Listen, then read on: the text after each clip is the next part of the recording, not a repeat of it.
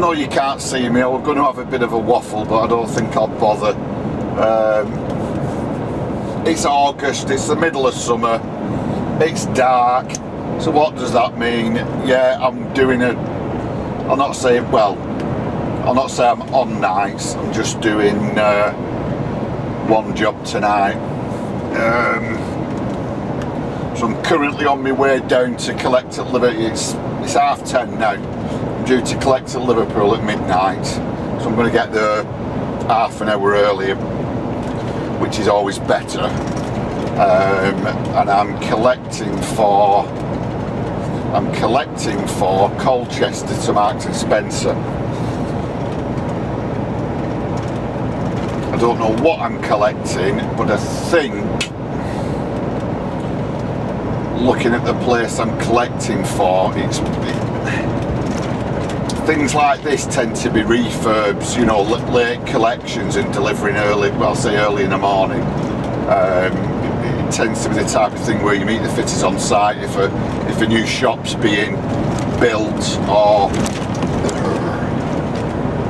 refurbished. So I'm probably, at a guess, picking up furniture, counters, clothes racks, anything like that. But I'll wait for the sun to come up, and then we'll have a bit of a waffle.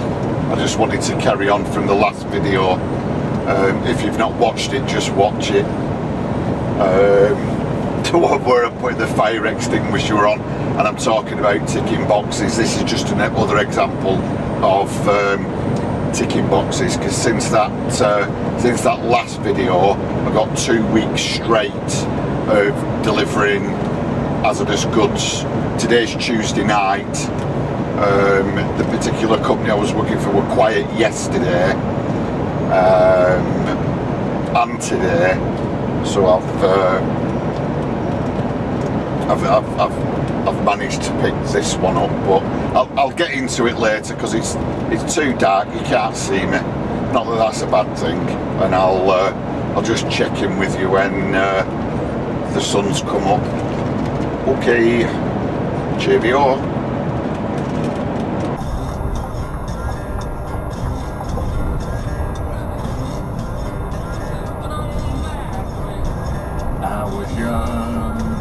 I tried to sing it, but my song got me sung, and now I ain't got no worries, ain't got no one to call my own. Now since when I got just a little bit older, all I got is come undone.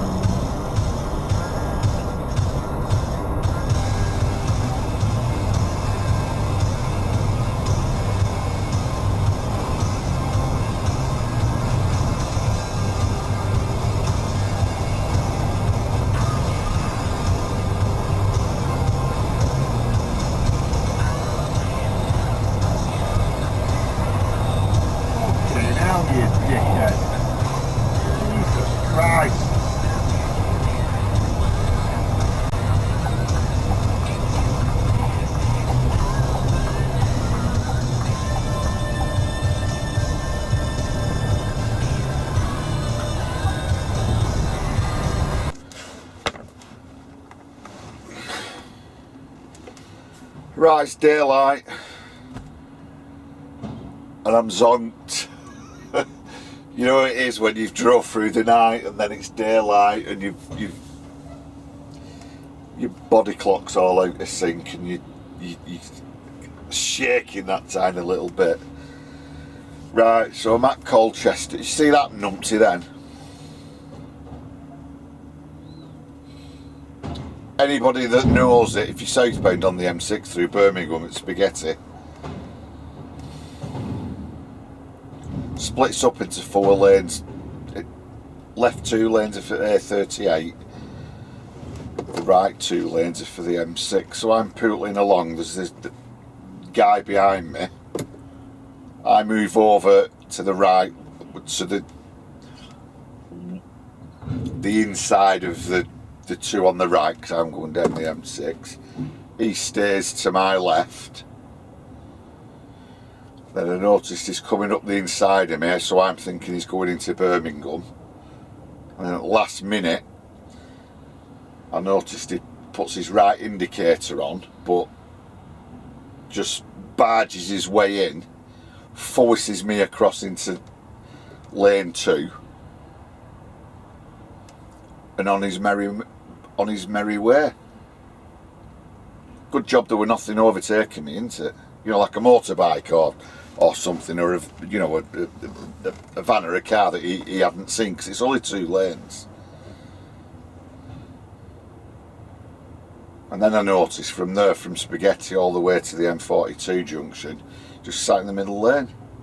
It's 2:30 in the morning. There was nothing else on the road. Anyway, that's what you're dealing with.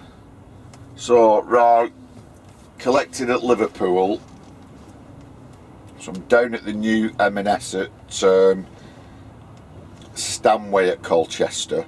I don't know if it's a new build or they just redoing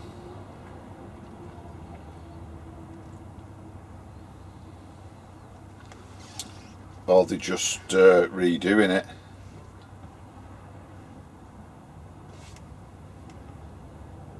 Back up. All right, here. Right, okay. Right, I'm just going to go and open my curtains. I'll not say that were a waste of time. Excuse me, a waste of time. Whew. But the forklift driver's now decided that he'd rather wait for the fitters to come out and help unload. But the thing is that because it's their first day on site, they've got to do their induction that might take half an hour, 45 minutes. So, we'll hang on. Right, so I forgot where we were.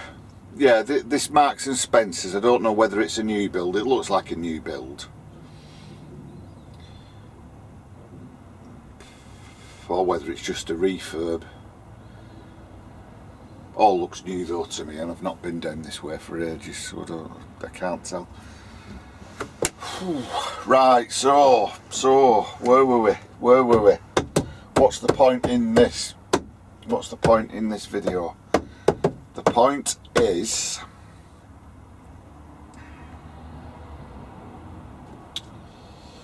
what is the point?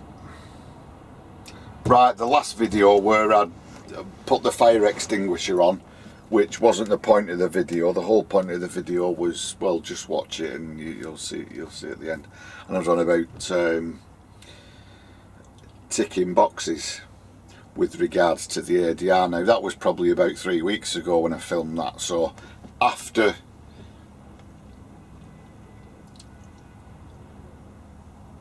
fitting the fire extinguisher and being compliant, I then got 2 weeks worth of work. Just 1 second.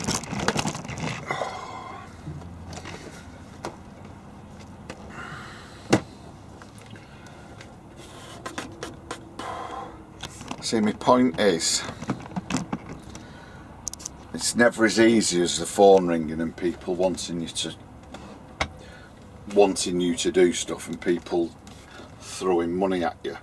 So when I started at the end of 2020 all the way through to the end of 2021, I was really busy, kind of all the time. Then after Christmas, I've probably gone over it before in the last video, after Christmas,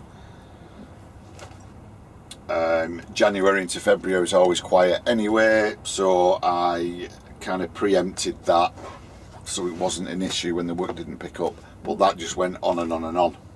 I don't know whether it's because people aren't spending money due to energy prices. We've been told we're going into a recession, all that kind of stuff, but I've been doing just enough to keep slowly turning over. And like I say, tick box exercise, right, let's get the ADR. So having gone from doing a Monday, a Wednesday, Thursday, a Tuesday and a Thursday, and you know, probably averaging 3 days a week kind of all year, even though I've been doing other stuff, after ticking that last box with regards to the ADR, which was 3 weeks ago, I then got a full 2 weeks of ADR work through one person, so through one company up in near Preston. So I'll just go through, bit boring, I'll just go through where I went just so you've got an idea. So through, averaging 3 days a week. First day in for this lot, started in Preston. A lot of it's in and out of their depot where they store the stuff. They move it on behalf of their customers. A lot of it's chemicals as well as other things. Some of the chemicals aren't hazardous, some are, so you find yourself sometimes going out with, I don't know, 4 pallets, 4 IBCs of hazardous and half a dozen IBCs still with chemicals in, or a liquid of some sort that isn't hazardous. So right, so we started at Preston on the Monday. 1 drop Coventry, Leicester, 2 in Nottingham, Swaddling Court, and then back to Preston. So that was Monday. Reloaded for Tuesday. So Tuesday involved Preston down to Shepton Mallet and Frome or Frome or Frome,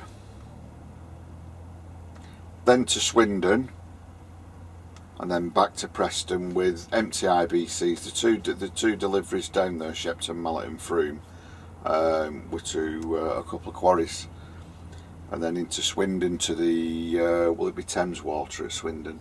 Thames Water to the wastewater treatment plant with a non-hazardous foamy liquid that they either use to treat the water or to treat the pipes that the water runs through. I don't know. Right, so that got me back Wednesday. Oh, that was a 2-day run.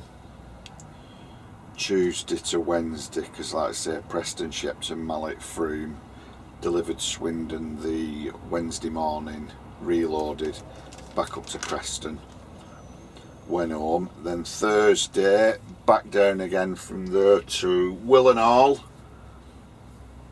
Ulster, Pontypool and Cardiff. Got all them off on one day, and then on the Friday just ran back. So that was that week. And then the following week, let's have a look, started again on the Monday. Preston, loaded Preston, then went Leek, Stoke, Wednesbury, Ayleswyn,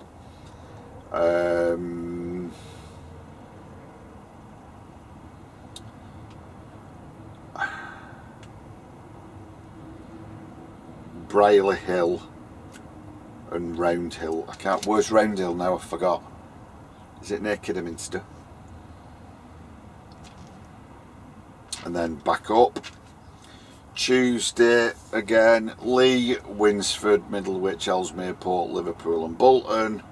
Then back up, reloaded. Then Wednesday down to 2 drops in Rugby, Ilkeston, Staveley and Sheffield. And then back Thursday again out of Preston down to Skem, Liverpool, Widnes, Warrington, Wallasey, Middleton. Back up, and then on Friday was across to Elland, 2 drops in Bradford, and then 1 in Malton near York, and then back. So that was 2 full weeks. Now we're on Wednesday morning now of the following week, because on Monday they didn't need me. So what I did on Monday was spent all day at home and did my VAT return for the last quarter. I keep messing up really, because what I should do at the end of every week, I should do it, but I shouldn't, but I keep putting it off, and then it gets to, right, your VAT return's due, and I've got 3 months worth of paperwork to go to, and it takes me all day. So even though I had no work on Monday, I used it productively and did my VAT return, which needs to be done anyway. So no, I wasn't out driving, no, I wasn't out earning, but like I say, I was using the day productively. So got that done. Then Tuesday, which was yesterday, went and got my car MOT'd, had to pick some stuff up from in town. 1 second. Right, that's just a job, my Thursday job confirmed for tomorrow, so I forgot where I were now. Right, so now we're on Wednesday morning, so yeah, Monday that return, Tuesday faffing about at home, and then in the afternoon I mowed the lawn and my legs are still killing. And then after doing that, I hadn't had this job planned, and then I went online last night and it, well, late afternoon, and it popped up for this midnight collection out of Liverpool down to Colchester. And my point is, you've always got to be on the lookout for these jobs as well. Because like I say, your phone isn't going to ring with people offering it. You're the one that's got to go and find it. So as well as doing the tick boxy ADR thing, as a, you know, it could be you could get yourself a waste license. You could get yourself airside at airports. You could get yourself a Moffat hire. You know, whatever it is. Just always give yourself that extra bit of opportunity. So the whole point of this video was just to say, after I ticked the boxes, I got 2 weeks worth of work straight away. This particular company can get me loads back up to the northwest as well. And in addition to that, always be on the lookout. I mean, this place at Preston, even though they weren't busy on Monday, it's hot. I've been up all night and I can't think straight. This lot could probably get me work all the time, but I don't want to be reliant on one person just in case it all goes, you know, it all goes wrong, people go bust, people owe you money. So I always think it's worthwhile having your fingers in different pies. So I'm sorry I'm a bit all over the place, because I'm just, my head's gone. Yeah, so tick your boxes, always be on the lookout for work. I mean, this one, like I say, my head's in bits, but I quoted, when I saw the job, I quoted a decent price. And don't forget, if you're ever online on any of the online platforms, you're not bidding, because if you're bidding, that kind of works like a Dutch auction where you bid lowers and lowers rather than goes higher and higher. You're never bidding against anyone else. There's a job there and you quote your price for that job. And you don't always have to be the lowest. If someone trusts you, if someone's used you before, you quote a job and it's more than other people have quoted. A lot of the time, because they know they can trust you, that you'll get the gig. Remember, it's a quote for the job. Some you get, some you don't. And if you're interested in that side, there's one of the platforms, the Haulage exchange, the Courier exchange. Just check it. I'm not going to go into it because Thing is already doing that, Pete the Courier. So I'll link again his page, Pete the Courier, because he goes through it all from when he had a van on the Courier exchange. He's now got an 18 tonner on the Haulage exchange, and he goes through pricing and his whole experience on that platform. I'm not going to do it because I'm not out here to advertise for anyone, and he's not advertising for him. He's just giving his opinion and his experiences, which will be, I suppose, very similar to mine, so it's pointless me going through it all. So check out Pete the Courier, who's got all the information regarding Haulage exchange and the Courier exchange, but there is plenty more. But like I say, always be aware, if you quote a price for a job, know your worth and that's your price for the job. It's not, as I said in a previous video, it's just the modern way of companies getting rid of loads, when in the past they used to employ someone sat in an office to look through the yellow pages rigging transport providers. I mean, this thing I've done today was off one of the online platforms, and it's not a backload. It's not some, you know, it's not some crappy load that their own drivers don't want to do. It's a company that manufacture a particular product. I don't think they've any HGVs, so whenever they get any large orders in, like this Marks and Spencer's, it's all the stainless steel tables and work surfaces. They must be putting a food hall in there where you can go in and have things to eat, and it's all the counters and all that kind of stuff.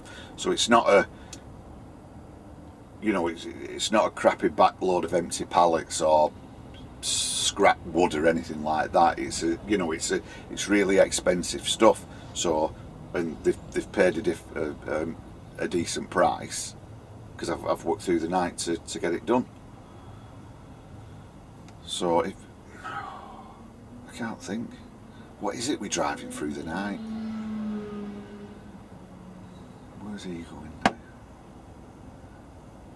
Right, let me sort my head out, and I'll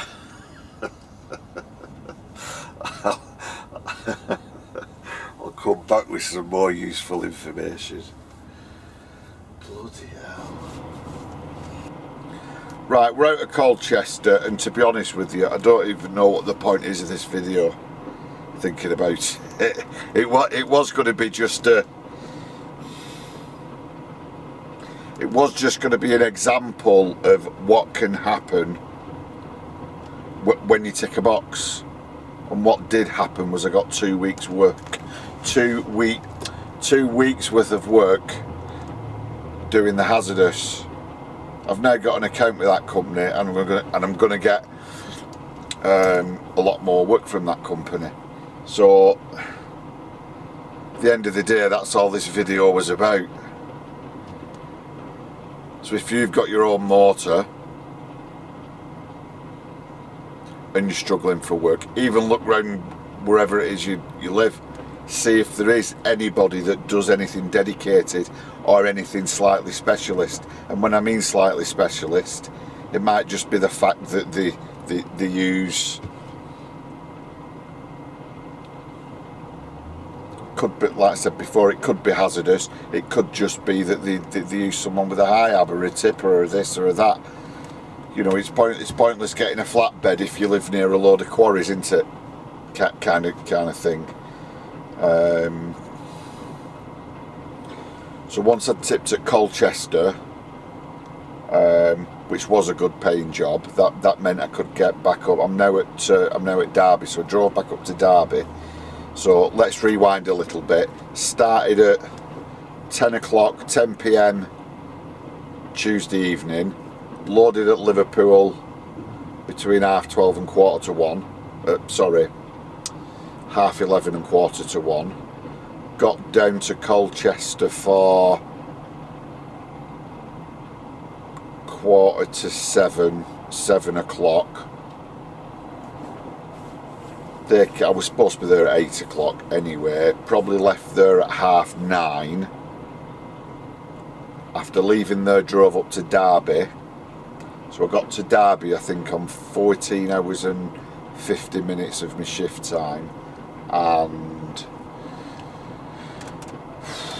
9 hours and 38 minutes driving. You know, so it was a full shift, but it's plunked me now straight. It's plunked me right at Derby, ready for my regular Thursday, which is the Stoke Utox to Coventry round trip. So I'm kind of back where I need to be. So that's it.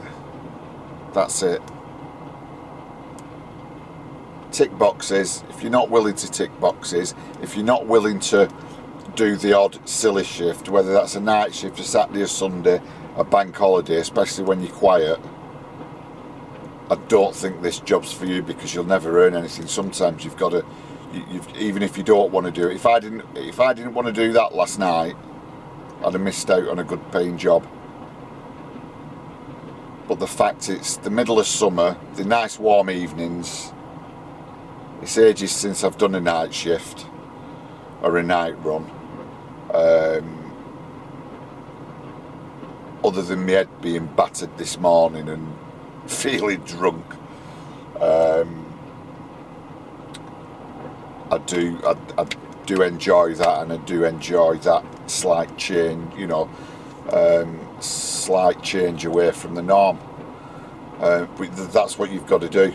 It's not a 9 to 5, unless you've got a contract where you're in someone 7 till 5 every day doing the same thing over and over again. Unless you're doing that, which is all right when it's paying, it's all right when you're busy. If you're dedicated like that for someone, what's going to happen when they're not busy? All their own drivers are going to get the work.